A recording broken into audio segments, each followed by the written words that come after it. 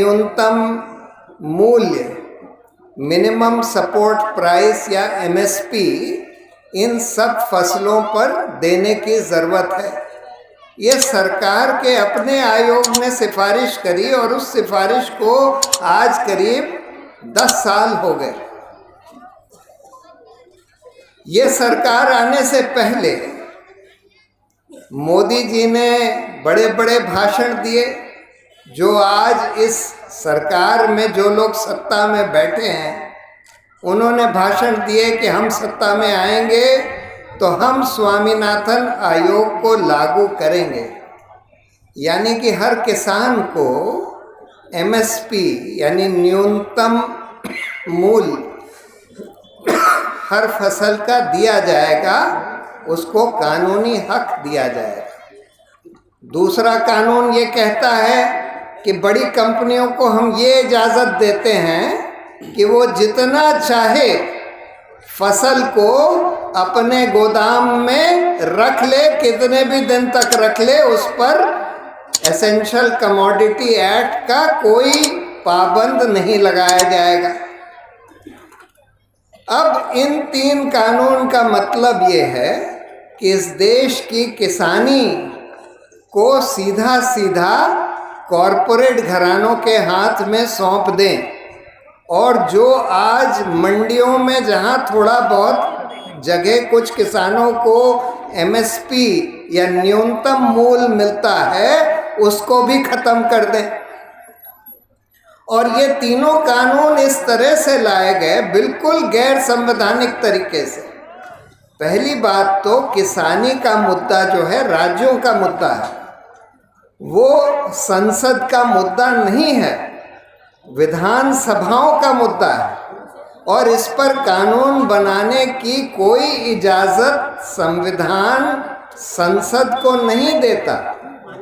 दूसरी बात, एक कानून पहले से बना हुआ है कि जो भी कानून सरकार पेश करना चाहती है संसद में, उसको कम से कम 1 महीना पहले सार्वजनिक किया जाए, जिससे कि आम जनता भी देख सके कि इस कानून में क्या है, इस पर अपनी राय व्यक्त कर सके।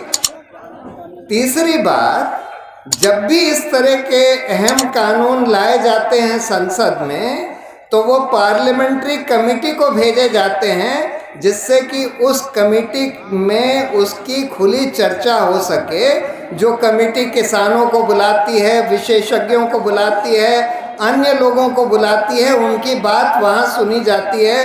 वो कमेटी फिर संसद को रिपोर्ट देती है, उसके बाद संसद में उन कानून पर चर्चा होती है। ये भी नहीं किया गया और कोई चर्चा संसद में होने ही नहीं दी गई। और उसके बाद राज्यसभा में बगैर वोटिंग के, यानी जहां सरकार का बहुमत भी नहीं था राज्यसभा में इन कानून को पास करने के, बगैर वोटिंग के वहां पर शोर शराबे में वहां के जो चेयरमैन थे उन्होंने डिक्लेयर कर दिया कि ये पास हो गया। अब इसके खिलाफ किसानों का आंदोलन शुरू हुआ और इतना बड़ा आंदोलन हो गया, जैसे मैंने बताया कि लाखों किसान, पहले इस देश में क्या कहीं पर भी ऐसा नहीं हुआ कि 100 दिन तक लाखों किसान इतनी मुश्किल में सड़क पर बैठे हों इसलिए कि भाई ये कानून वापस लीजिए और हमको एक ऐसा कानून बनाइए जिससे कि हमको अपनी फसलों पर न्यूनतम मूल्य, न्यूनतम दर मिल सके। लेकिन सरकार के लिए ये अब मूंछ की लड़ाई हो गई है। सरकार को इसकी परवाह नहीं है कि ये कानून गैर कानूनी तौर से पास कराया गया, गैर संवैधानिक तरीके से पास कराया गया, कि सरकार के पास बहुमत भी नहीं है राज्यसभा में इस कानून को पास कराने की, कि किसान सारे मिलकर कह रहे हैं कि हमको ये कानून नहीं चाहिए। सरकार कहती है कि हमने तो किसान के हक में बनाया है, लेकिन फिर भी इन कानून को वापस लेने के बजाय सरकार ने दूसरे षड्यंत्र शुरू किए। पहले ये बोलना शुरू किया कि ये जो किसान सड़कों पर बैठे हैं ये विपक्ष के दलाल हैं। सबसे पहले सरकार ने बोला कि ये विपक्ष के दलाल हैं। वो जब नहीं चला तो फिर कहने लगे, क्योंकि अधिकतर किसान शुरू में पंजाब से थे, सिख थे, तो फिर कहने लगे कि ये लोग तो खालिस्तानी हैं, आतंकवादी हैं, अलगाववादी हैं, गैर राष्ट्रवादी हैं। जब वो भी नहीं चला तो एक और षड्यंत्र रचा गया कि 26 जनवरी को सब किसान के संगठनों ने, ज़्यादातर संगठनों ने ऐलान किया कि हम एक ट्रैक्टर रैली दिल्ली के अराउंड निकालना चाहते हैं।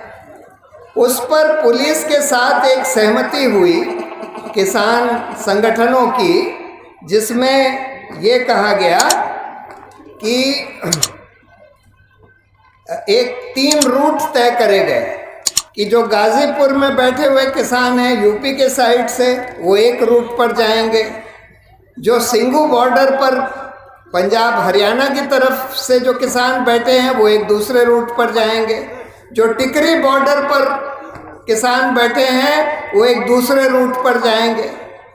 लेकिन पुलिस ने सरकार के साथ मिलकर एक षड्यंत्र रचा कि किसानों को जो तय करे हुए रूट थे वहाँ भेजने के बजाय उनको दिल्ली में भेज दिया, और कुछ लोग जो संयुक्त किसान मोर्चा के अनुशासन के तहत नहीं थे और जिन्होंने ऐलान किया था कि नहीं हम तो रिंग रोड पर जाएंगे, राजपथ पर जाएंगे, उनको खुली छूट दे दी कि वो रिंग रोड पर चले जाएं और लाल किले पर चले जाएं, और वहाँ से उनको लाल किले के अंदर घुसने के लिए भी खुली छूट दे दी। और फिर वो लोग, जो कुछ लोग लाल किले में घुस गए, वहाँ पर उन्होंने एक झंडा फहरा दिया। उसको लेकर सरकार ने दूसरी चाल चली कि इस पूरे किसान आंदोलन को बदनाम करने के लिए ये कहना शुरू किया कि ये तो बिल्कुल अनुशासनहीन लोग हैं, बड़े दंगई लोग हैं, बड़े हिंसक लोग हैं, ये किसान वगैरह, ये सब खालिस्तानी हैं, ये सब अलगाववादी हैं वगैरह वगैरह। जबकि सरकार ने खुद षड्यंत्र के साथ इन किसानों को अपना जो तय करा हुआ रूट था उसके बाहर भेजा, क्योंकि बहुत सारे किसानों को तो ये मालूम ही नहीं था कि क्या रूट है, और उधर के दूसरी तरफ के रूट खोल दिए और जो तय करा हुआ रूट था वो बंद कर दिया। और उसके बाद किसानों को गिरफ्तार करना शुरू किया, मारना पीटना शुरू किया। जो मीडिया वाले जो वहाँ पर कवर करने के लिए आते थे उनको गिरफ्तार किया, उनको मारा पीटा गया। छोटी छोटी लड़कियों को, नवदीप कौर जो कि किसान मजदूर, उनको गिरफ्तार कर लिया। ये जो लड़की थी दिशा रवि, जिसने सिर्फ ये बोला था कि भाई हमको ये किसान आंदोलन को सपोर्ट करना चाहिए, हमको इससे जाकर जुड़ना चाहिए। ये एक लड़की बंगलौर की एनवायरमेंटल एक्टिविस्ट है, उसको गिरफ्तार कर लिया। और इस तरह से और लोग, जो लोग किसानों के समर्थन में उतरे थे, बहुत युवा लोग, उन लोगों को एक एक करके नोटिस देना शुरू किया। और पूरा पुलिस का और पूरे सरकारी तंत्र NIA का इसमें दुरुपयोग किया गया। तो हम ये देख रहे हैं कि इस आंदोलन के दौरान हमको वो सारी चीज़ें दिखने लगीं जो इस सरकार ने पिछले 6 साल में इस देश में करी हैं। यानी कि लोगों के अपने विचार व्यक्त करने के अधिकार पर हमला, मीडिया के ऊपर हमला, न्यायपालिका के ऊपर हमला, इन सारे सरकारी तंत्रों का, पुलिस का दुरुपयोग, सब कुछ दिखने लगा।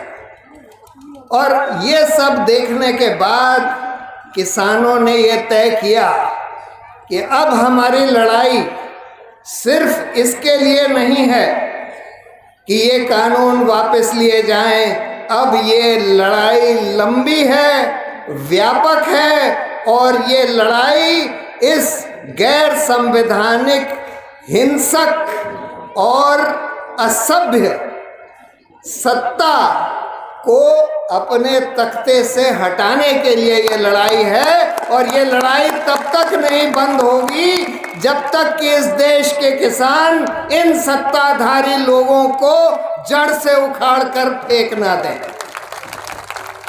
और इसलिए अब ये लड़ाई लंबी है, और इसलिए किसानों ने, किसान के नेताओं ने तय किया है कि हम पहले तो इन 5 राज्यों में जाएंगे जहां चुनाव होने वाले हैं, और वहां पर लोगों को बताएंगे कि किस तरह से इस सरकार ने किसानों के साथ व्यवहार किया है। एक और बहुत अच्छी चीज़ हुई, इस जैसे उन्होंने ये सिटीजनशिप अमेंडमेंट एक्ट और एनआरसी के खिलाफ जो आंदोलन खड़ा हुआ उसको बदनाम करने के लिए कोशिश करी सरकार ने, और कुछ हद तक उसमें वो सफल भी हुए कि भाई